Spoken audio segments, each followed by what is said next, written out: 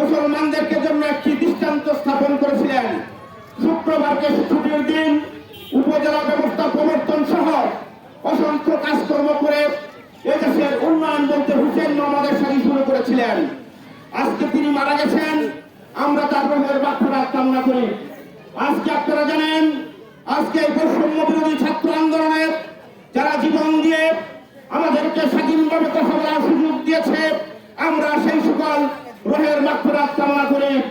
আজকে যারা ছাত্ররা, যুবকরা, সংগ্রামী জনতা যারা আন্দোলন করতে গিয়ে হাসপাতালে অসুস্থ অবস্থায় রয়েছে, মহান আল্লাহ রাব্বুল আলামিনের কাছে দোয়া করি তাদেরকে যেন সুস্থ করে আমাদের মাঝে ফিরিয়ে দেয়। প্রিয় সাথীরা, বন্ধুরা, আজকে আপনারা জানেন আগামী দিনে একটি সুষ্ঠু নিরপেক্ষ নির্বাচন হবে বলে আমরা সকলে আশা করি। আমরা জাতীয় পার্টি চাই না রাতের আগারে আগের দিন ভোট হয়ে যাবে, পরের দিন শুধু ঘোষণা করবে, এই ভোট বাংলাদেশের জনগণ চায় না।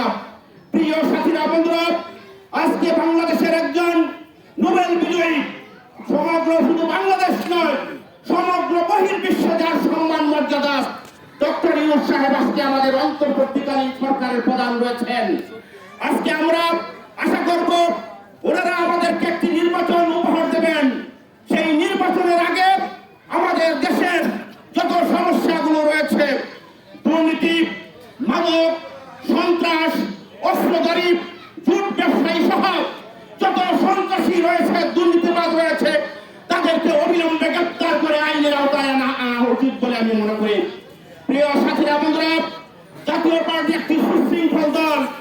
এই জাতীয় পার্টি কখনো কোনো ভোটের জন্য কোনো ফ্যাক্টরিতে যায় সেখানে সন্ত্রাস করে না।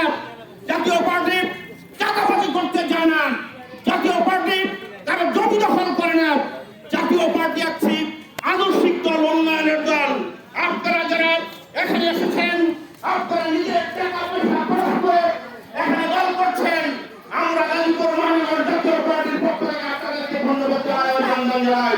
আগামী নিশ্চয় জাতীয় পার্টি থেকে আপনাদেরকে অবশ্যই আপনাদের অবদানকে আমরা মনে রাখবো। প্রিয় সাথীরা, বন্ধুরা, আগামী পরে